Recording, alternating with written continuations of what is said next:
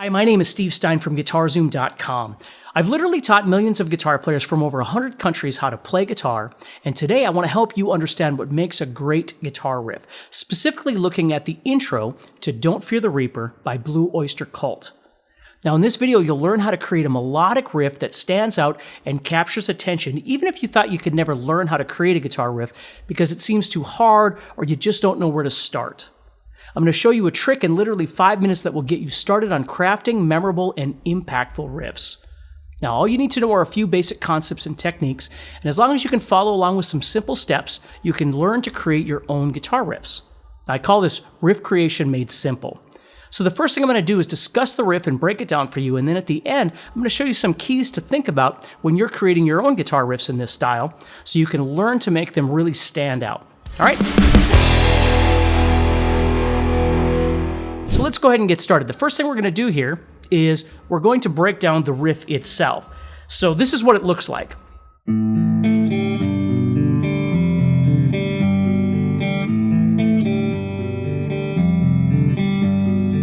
Now this riff is based on a common chord progression, A minor to G to F, and then it goes back to G.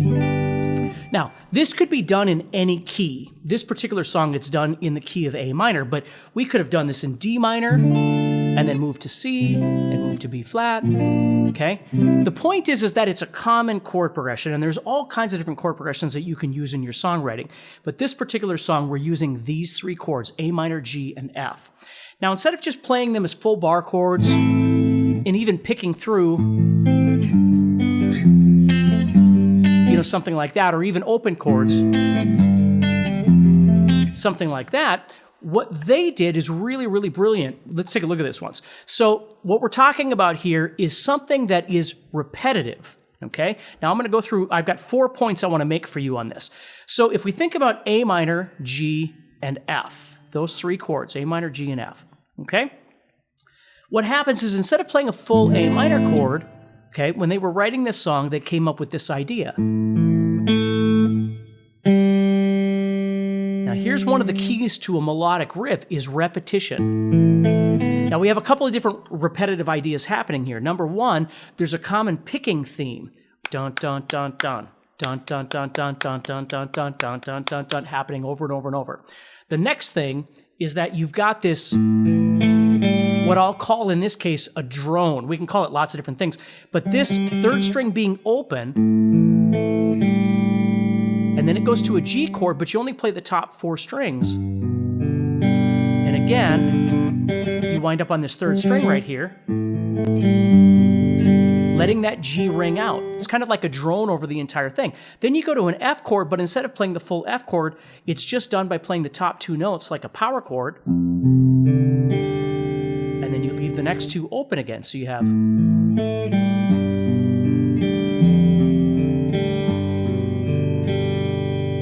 So we've got repetition in there of doing the same pattern over and over and over.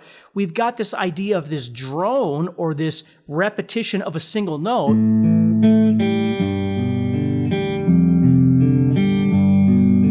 That kind of ties the whole thing together. And of course, we're using a common chord progression as well. Hey, I'd like to give you a free pass to my best courses that will take your playing to the next level fast. Just go to guitarzoom.com and get started for free. And there's also a link in the description. Thanks. Now, the fourth thing I think is really important when you're trying to create something that's melodic is having something that's a bit singable. Now, the entire pattern might not be so singable, but definitely thinking about the sound of the A minor, moving to the G, moving to the F, and then back to the G.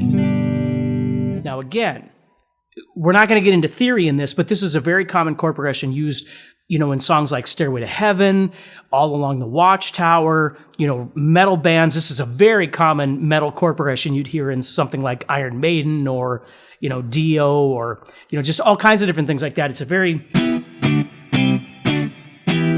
common sound, okay? And so that's something else that really makes a difference too, is having something that's easily digestible by the ears. So when somebody hears it, they go, oh, I've heard this before. And then we tie in the idea of having this repetition of a drone, if you will. And then this commonality of the same picking pattern, dot, dot, dot, dot, dot, dot, dot, dot, dot, over and over.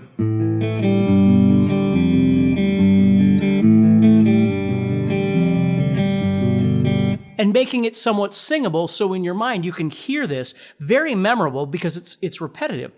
I always find the idea of using these open strings really important. If you think about songs like...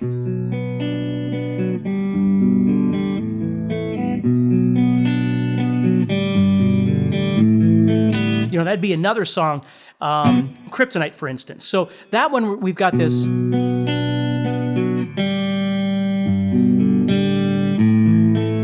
Now, it ends on a different note, but it starts with that same idea.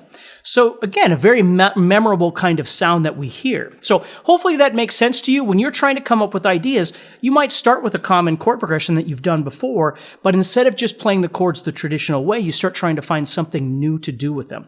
One little tip I would give you with this is learning how to explore the fretboard more, even if you don't know all of your theory and you don't know, maybe the logistics behind chords, is just looking for different things. What I used to love to do when I was a kid, and I still do, is I might take something like an A minor chord, but instead of playing the entire chord, what I'll do is I'll pick something out of there.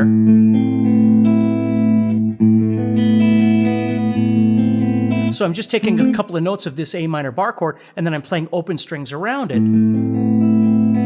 Now, I could do anything with the picking, of course. I could do something similar to what's happening in this particular song in Don't Fear the Reaper, but I could make anything.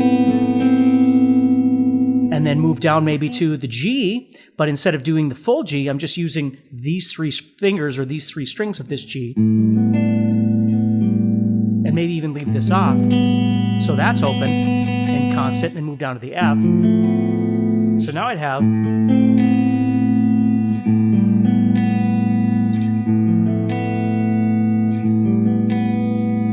and make it into anything I want. It doesn't need to be that standard. You could do whatever you want. But learning to get creative with your movements is very, very important. Don't just play the chords the same way all the time, but look for something new and unique to do, all right? Thank you for watching this video. If you're enjoying this video and you'd like to support the channel so we can continue to bring you more free content, please take a moment to subscribe to the channel and turn on notifications and let me know what you think in the comments below. Also, if you'd like more in-depth training and courses, go to guitarzoom.com and get started for free today.